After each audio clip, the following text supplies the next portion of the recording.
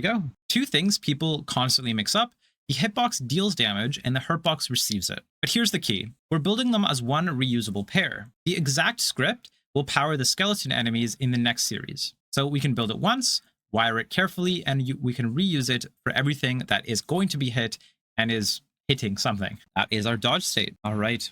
Now that we have pretty much finished most of our player, there's just a couple things left that we need to add. And a couple of them, sorry, are a little obvious. For example, we added the attack, but there's no way for a monster to know that it got attacked. And we can fix that by going to a weapon hand, or we could actually select this, and we add an area 3D. From here, we can add a collision shape. And what I'm actually going to do before I continue is I'm going to duplicate the area 3D and drag this to the player itself, and we'll get back to that later. For the collision shape, we can now select a capsule, and it is incredibly big. So we're going to go ahead and just make that smaller. Once you've decreased its size, let's go ahead and reset its position so it goes back to the player. If you don't feel like doing this manually, you can just skip ahead a little bit until I have the right size here and copy it into the shape itself. Okay.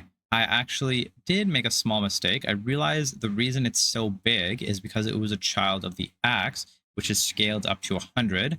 So I'm going to actually move it outside of the axe hand, and I'm going to reset the stats here. I'm actually just going to remake this completely, and we're going to go to the area 3D and reset the transform, the position, and just everything here. There we go. Now it's normal size. This makes much more sense. Now I'm going to go ahead and just move the area until it kind of looks like it's in position with our axe. And if you're wondering how we change the rotation of these things, if you press T, this will allow us to change it so that it's on its own axis. And we're just going to go ahead and make sure that it's kind of the size of the axe, not too big, not too small. And that looks good. Now you can go ahead and add more area to the axe itself if you'd like, but just for now, I'm going to leave it like this.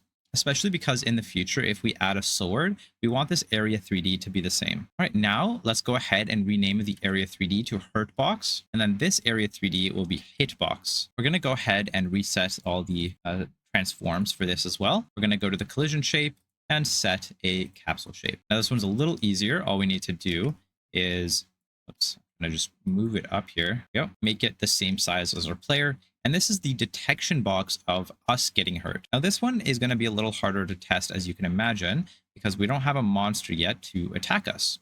Both will actually be pretty hard to test because we don't have a monster, but we will get to testing eventually once we add something. Let's go ahead and start with the hitbox by adding a script. Let's actually add it manually here. We'll go to the player script. We'll add hitbox. We'll duplicate that and say hurtbox. We'll go to hitbox and drag that in. You can either drag on top of the node itself, or if you select the hurtbox and scroll down on the side in the editor, you can go to the hurtbox and drag it to the script. I usually will just drag it on top of the node, but you can use either way. Let's go inside of the hurtbox and start editing it. The first thing we need to fix is the extend node is wrong. We need to extend 3D. And what we'll do here is create a class name as well. And then what we'll do is add some variables. We'll add the damage, the knockback, and the hit type. This is going to be especially important for later because we're adding, or as you remember, we added two different hits, right? We got hit big and hit small. So depending on what this is, we'll get hit big or get hit small. We're also going to want the variable owner node, and with this, maybe it's become kind of evident that this script is not only going to be for the player. This is going to be a reusable script for anything with a hitbox or hurtbox. We're going to make sure that we set enabled with true or false. B is just going to be true or false. So monitoring and monitorable will be true or false depending on what we set in here. On ready, we're going to set enable to false. And then we can connect the signal area entered. And this is a good way of connecting node signals. There is another way, which I used to do pretty often, which is by going into, let's say we're in the hitbox and we connect one of the area entered. We could connect it by double clicking and connecting this way.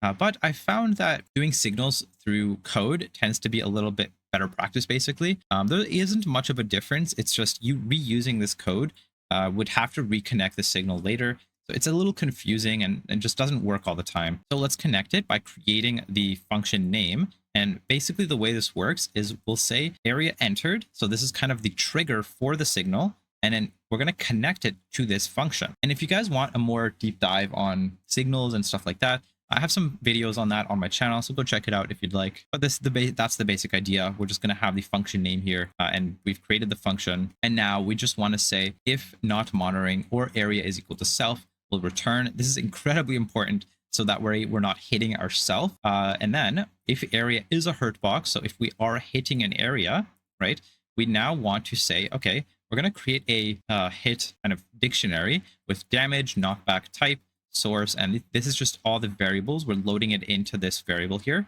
and then we're going to say area as hurtbox apply hit. And now this function, we're obviously going to have a problem because we don't have this.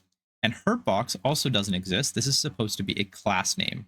There's a reason why you might be a little confused on what this is, but it's going to be the exact same thing here. Let's actually go ahead and start that by going into our hurtbox. Here we go, and popping this out, and we'll say hurtbox. So now inside of our hitbox, you'll see the air goes away, and this is basically saying, hey, if the area is a hurtbox from this class, then we'll do something. And what are we going to do? Well, it's actually a little easier than the other one. All we're going to do is export the max health and the regular health. We're going to actually create two signals, hit received and died. These are going to be used later, but we're going to make them now because it's pretty simple. And before we continue, we need to make sure we connect our health to our max health. And the last part is to just make the apply hit function because we are calling it in here, but it doesn't exist inside the hurtbox. So we need to make sure we make it. All we need to do is say apply hit dictionary, because as you recall, we made a dictionary here and we're passing it through the function. We're going to get the owner node. And if the owner node exists, or if the owner node is invincible, then we'll just return. We don't want to apply the hit to an owner that is invincible or ourselves. Or sorry, not or, but like and.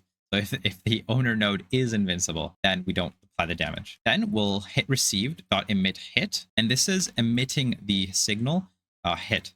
So we're going to get back to this again later, but just know that this is our way of sending out the signal to whoever this is connected to. Then we'll get the damage by getting inside of hit. We're going to get the damage name, and then we're also going to turn it into an integer. This is just a confirmation that it is an integer. We don't want it to be anything else. And the last part, arguably the most important part, is if our health reaches 0, then we should die. We'll emit die. All right, and that is it for our hurt and hitbox. Now our hit and hurtbox are connected. There is no good way of testing this at the moment. What you could do is create a dummy. So inside the world is create a dummy, something that doesn't move, that has a hurtbox, and you can see if you can hit it. But I'm not going to do that in this part. We're going to go ahead and continue with the hit states. We are going to get testing to this eventually, since we're going to be creating our own monster in one of the later sections. But for now, when you get hit, two things sell the impact. We knock you back away from whatever you hit you, and we stun you for a beat, so you can't just walk through it. Small hits gain a small knockback, while big hits get roughly double that. That readable reaction is what makes combat feel like it has weight to it, instead of just damage that has a number ticking over you. Let's go ahead and move on to the next part. We want to go ahead and duplicate one of the states here. We're going to duplicate the run state, and we're going to have hit small state. This hit small state, we're going to go ahead and hop into it and rename. The first thing we want to do is rename this, which I always forget to do. And we're going to add some new variables. We're going to have a stun duration, knockback speed, timer, and knockback direction. So this is pretty obvious, right? If we get hit, we want to get knocked back in the opposite direction that we're getting hit. The stun duration is going to be how long are we stunned for, right? We don't want to be able to move when we're getting hit. That wouldn't make much sense. And the knockback speed is, again, how much I'm getting knocked back. And then the timer, I think that's a little bit obvious. It's kind of the timer for the state itself. We're going to change the animation to hit small, or whatever you hit, or whatever you renamed your animation to. If you remember, inside of our player, we added inside the animation tree, hit big, hit small. Make sure you just rename this animation to whatever that is. Right after the enter, we're going to go ahead and set the timer equal to the stun duration. And now this is going to connect us to the hit itself. So we're going to say hit direct dictionary. We're going to create an empty dictionary, and we're going to say state machine.get last hit not equal null, then hit is equal to the last hit, which we will get to in a bit. But let's get rid of some of these errors because we actually won't need this. Let's go ahead and delete these. I'm actually going to go ahead and just delete most of this code inside the physics update, since we won't need it. Inside of the enter, this is where we'll create the actual knockback. We'll do this by getting the source first. So we need the source of what hit us. And we'll do this by saying hit.getSource. So if you remember, inside of our hitbox, we create hit with source, and that is the owner. And owners of a node have a global position. So basically, we're just going to get the direction by subtracting our position to the source of that position. So whatever is hitting us, we're going to basically get knocked back from that source. But that only gives us the direction. Just keep that in mind. And then we're going to set the y equal to 0 and have the knockback direction be normalized. We're going to go ahead and get the timer minus equal delta. And then the last part is to actually create the knockback itself, which is a little simple. I want you to go ahead and pause the video here and try it yourself. This is relatively simple code. It's going to be the exact same thing as the roll state. So if you remember here, we're basically just multiplying the velocity, roll direction times the roll speed. We're going to do the same thing here, but hopefully you pause the video and you understand that we're going to be using the knockback speed and knockback direction instead. The last thing we need to do is to make sure we transition out of this state back into the idle state by saying, hey, if the timer is less than 0 or equal to 0, then we'll transition to idle. That way, once we've finished getting hit, or our kind of hit state is finished, then we transition back to idle. Now we're going to go ahead and close this and duplicate it once more. We're going to do hit big. And this one is pretty simple because all we need to do is change some of the variables. This is going to be 8.0. I'm going to basically almost double everything. So this way, everything feels like it just hit us way bigger. We're going to do hit big, and that's it. Everything else remains the same. We've already wrote all the logic. All we need to do is increase the variables here and save it. And now we just want to add this to our states. Let's go inside of our state machine and go ahead and add hit state and then hit state again. But we forgot to rename the hit state small. So we're going to go ahead and do that. Hit big state and add that once more. I'm going to rename these to hit small and hit big like this. And there we go. We also can rename the roll state like that just to make sure it's all consistent. Go ahead and save. And that's it. Now, again, it is kind of tricky to test this because we're going to be transitioning to this state when we get hit, which is a little tricky to do that here, but we'll get to that once we actually add a monster. Now that we have most of our states, we just have one more big state, which is the death state. This is arguably one of the more important ones because this will, have us die and reset the game. Let's go ahead and rename it to death state. We'll replace some of these variables with animation override, death duration, respawn delay, timer, and death complete. This is going to be the respawn. It's just like how long do we delay before we respawn. This is the length of our duration of death, which is the animation length basically, and the name of the animation. In this case, we can either put this like so, or we can just rename this to death right under the enter. I'm going to delete all the old stuff and replace it with timer equal death duration plus respawn delay, and say death complete equals to false because we haven't died yet. So we've just entered this state. So we want to make sure that we set this to false. We'll make sure we stop all the player movement by saying velocity equal to vector 30. One of the more important parts is to disable our input, because we don't want to be able to move or do anything if we're dying. Now, one part we're actually going to edit here is normally we have the move and slide outside of this statement, but in this case, we're actually going to keep it inside.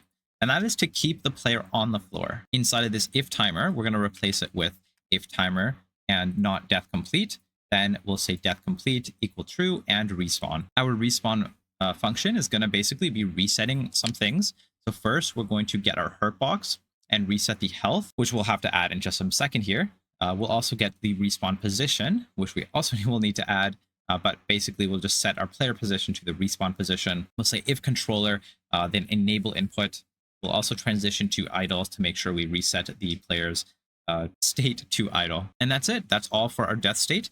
It's relatively simple. We just basically need to make sure we disable most things, make sure we're on the floor, we reset our player and respawn to wherever our respawn position is. Now, inside of our hurtbox, we need to make sure that we add that script or function that we just added. Let's go ahead and find the hurtbox and just go down here and add reset health, where we just say health is equal to max health. And going back to our death state, we'll go ahead and say get the respawn position.